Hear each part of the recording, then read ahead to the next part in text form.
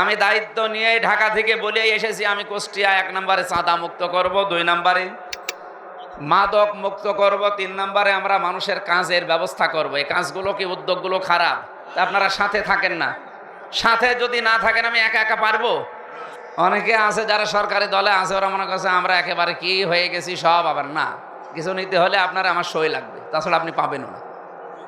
এই জন্য আমি খেতে দেব না কাউকে। অন্তত 5 বছর আমরা সবাই না খেয়ে থাকি, যা আসবে অন্তত মানুষের কাছে বিলিয়ে দেই।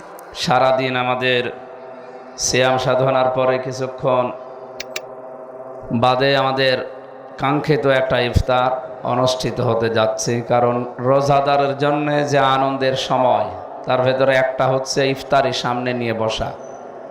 এটা রোজা রেখে বসতে পারলে যে আনন্দ লাগে, রোজা না রেখে বসলে ওইটা পাওয়া যায় না। অনেকে রোজা না রেখেও ইফতারি করে, এখানে আছে না? আছে। তো ওদের ভেতরে তো আর ওইটা থাকবে না। যারা রোজা রেখে ইফতারি করছে তাদের ভেতরে একটা আলাদা আনন্দ আল্লাহ দান করবে।